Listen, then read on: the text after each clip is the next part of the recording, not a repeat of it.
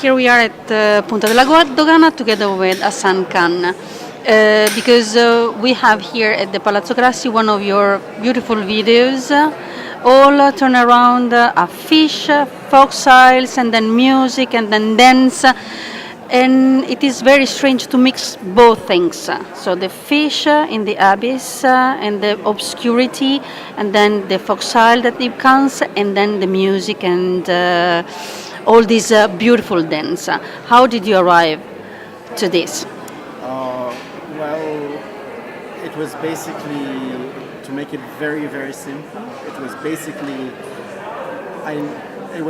a daydream. I was in a taxi and was going home, and I caught a moment on the street with the corner of my eye. There were two people dancing around a speaker, and somehow this turned in my mind into this piece. By the time I got home, in 2-3 minutes, this whole piece was there. The piece itself it starts with this monstrous deep sea fish, and it's transformed through music into an emblem on a speaker, an emblem of culture itself.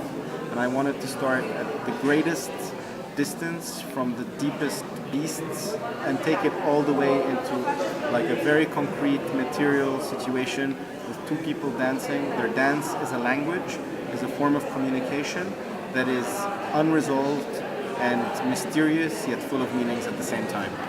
In a lot of your works of art, there is always this mix of two opposite attitudes. In this case, we have the fish and two men dancing.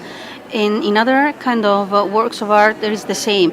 You start as a musician, and then in one of the video you explained and you showed us this evening, we have seen that mostly silently people behave in a normal way, but this is not what you want to mean, a normal way, but something that not embarrassing, but creates some expectation on audience.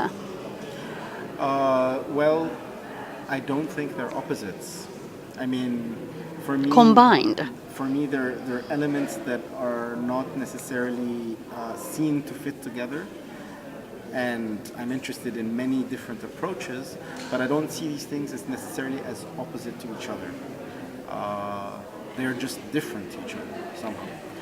And the work you refer to, Blind Ambition, which is a film that is completely silent except when people speak, is in a way trying to take, it discovers, by working with actors, it discovers banal, everyday situations, like people arguing about something, or a group of advertising executives sitting in a cafe, or two men in the traffic. I mean, there are different situations, and through these different situations, it tries to touch like something very essential to all the people who are in this film. Even though the situations are very banal, they're very daily, but these very banal and very daily situations are the majority of life, basically. And so, without trying to make it spectacular, in this work, I try to touch something very essential in these very banal moments. Another very striking work is the one that you shot inside the room, mirror, people assisting. There was a kind of reality or a show that was a kind of soap opera, and a very interesting way of representing yourself, living inside and people watching you and you didn't watch them. Yes, this is a work called 17 and in AUC from 2003, and it's a way of, it was basically, I constructed a room that's soundproofed and one-way mirrored, so it means people can see inside it, but when you're inside you cannot see outside. And I was in this room every day for 4 hours. So I didn't live in it, but I went there every day for 4 hours, like an office in a way. And I was drinking, smoking, kind of socializing with myself, remembering my whole undergraduate years at university. And this was the only thing I did in this room, and speaking about it. And it was an attempt at kind of breaking down what, this moment, this very transitional moment in everyone's life where a persona is formed. It was an attempt at not breaking it down, but kind of like tearing it apart and looking at it. And at the same time, because of the way this room is and the way it's constructed and the way people look into it, it's about creating a situation where we can look at this history of a person, but of an institution also, in a way that is not purely spectacular. So it's also a way that in which the audience is implicated in a form of absence, because when they look into the room, they see mirrors, but they do not see themselves in these mirrors.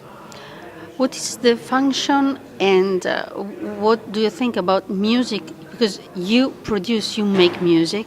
This is art, so video is a part regarding art. Music is completely, I don't want to say different, but another branch of your work. Yes. How do you love to combine these both things? I mean, it's not always combined. Sometimes it's combined and sometimes it's not. But my attitude towards them is different. So when I'm working with music just as music, it's a space where whatever satisfies me is fine.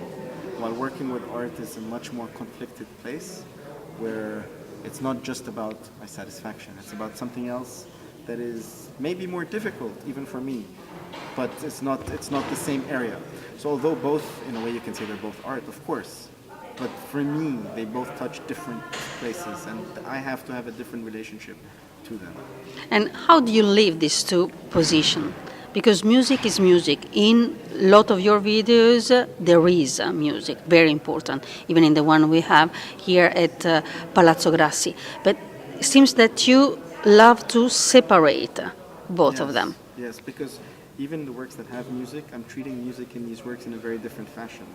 So the music in the work has a purpose, and I'm aware of that, and I treat it through this way. It's part of the medium, but the music on its own, for example, in a concert, whatever, has a different, doesn't go under the same rules. So that's kind of how I separate them.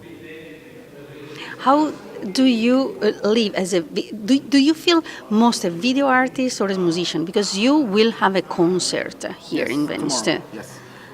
I don't consider myself a video artist. I consider myself An artist. An artist, yes.